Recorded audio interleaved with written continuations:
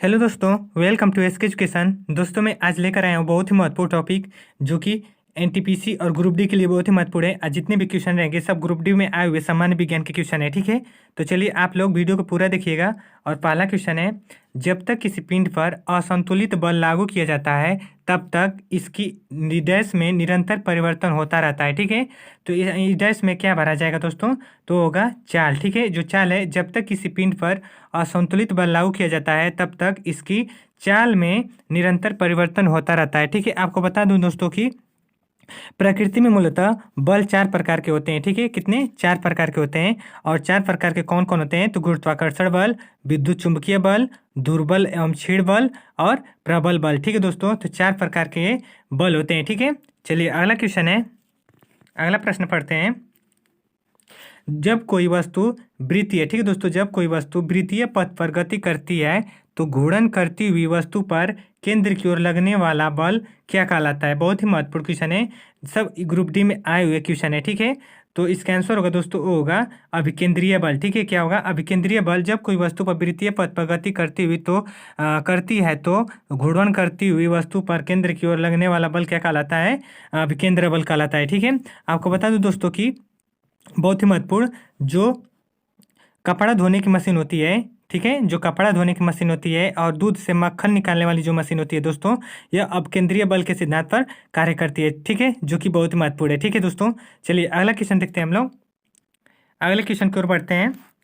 तीसरा क्वेश्चन है, निम्नलिखित में से कौन सा जानवर पराध्वनिक उत्पन्न कर सकता है? ठीक है, पराध्वनि उत्पन्न कर सकता है। ऑप्शन है पतंगा, हाथी, शार्क और पारपोइसेस, ठीक है।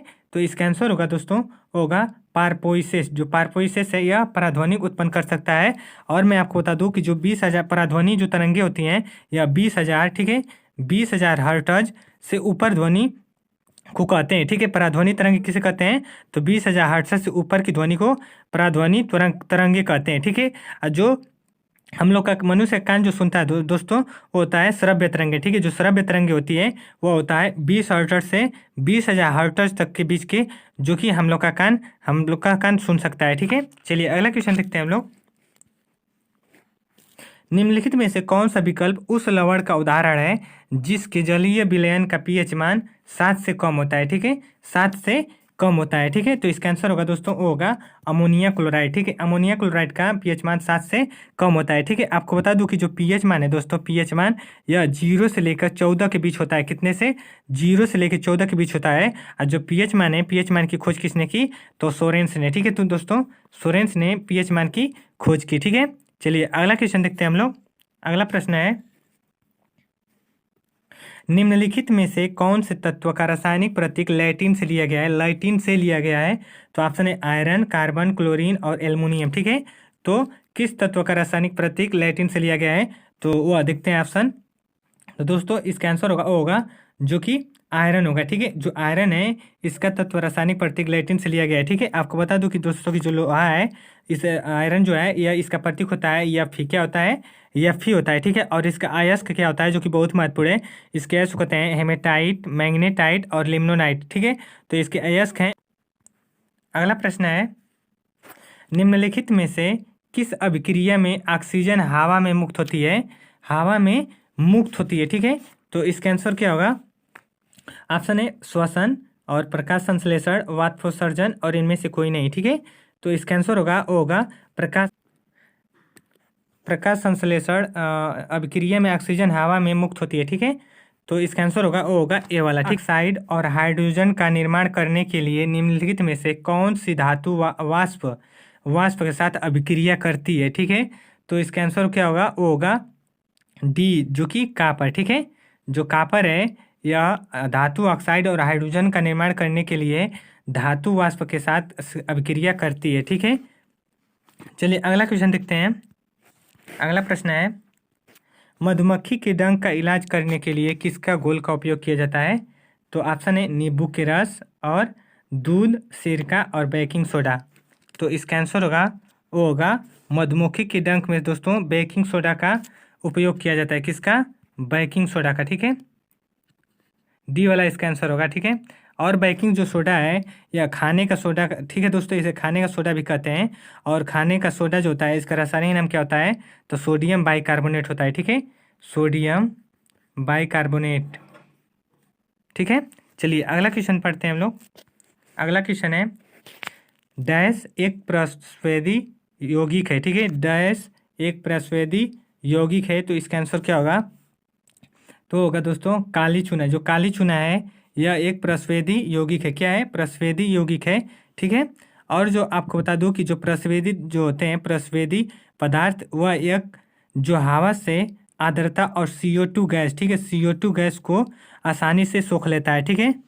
जो प्रस्वेदी पदार्थ होता है, ठीक है, हवा को CO2 गैस को अच्छे से सोख लेता है आसानी से, ठीक है। अगला प्रश्न है परमाणु के भीतर न्यूट्रॉन द्वारा प्रोटॉन पर आरोपित बल कहलाता है। तो क्या कहलाता है? प्रोटॉन के भीतर न्यूट्रॉन द्वारा प्रोटॉन पर आरोपित बल क्या कहलाता है? ऑप्शन है गुरुत्वाकर्षण बल, नाभिकीय बल, विद्युत स्थैतिक बल और ज्वारीय बल, ठीक है। तो इसका आंसर क्या होगा? गया है जो यह परमाणु के भीतर न्यूट्रॉन और द्वारा प्रोटॉन पर आरोपित बल कहलाता है जो, तो वह कहलाता है नाभिकीय बल। क्या कहलाता है? नाभिकीय बल होगा इसका आंसर, ठीक है। चलिए अगला क्वेश्चन है कौन सा उत्तक पौधों को कठोर और दृढ़ बनाता है, ठीक है। तो कौन सा बनाता है? ऑप्शन है इसका आंसर होगा वो होगा सी, ठीक है, सस्क्लेरेकाइमा, ठीक है, सस्क्लेरेकाइमा जो होगा इस क्वेश्चन का आंसर होगा, जो कि उत्तक पौधों को कठोर और दृढ़ बनाता है। अगला क्वेश्चन है मनुष्य में पाए जाने वाले प्लेसेंटा उत्तक द्वारा निम्न में से कौन सा काम किया जाता है?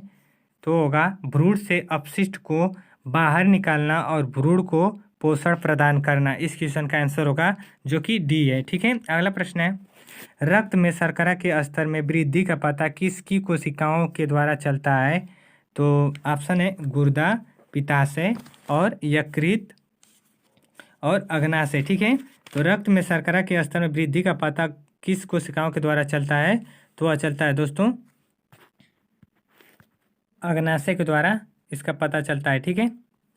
अगला क्वेश्चन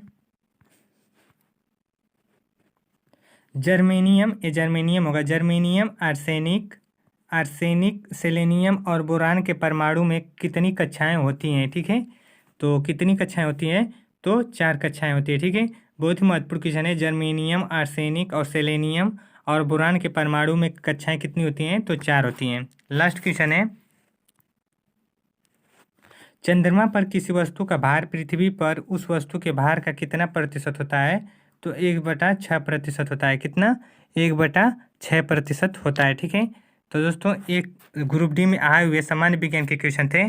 चलिए नेक्स्ट वीडियो में मिलते हैं इसी तरह के क्वेश्चन के साथ। चलिए धन्यवाद।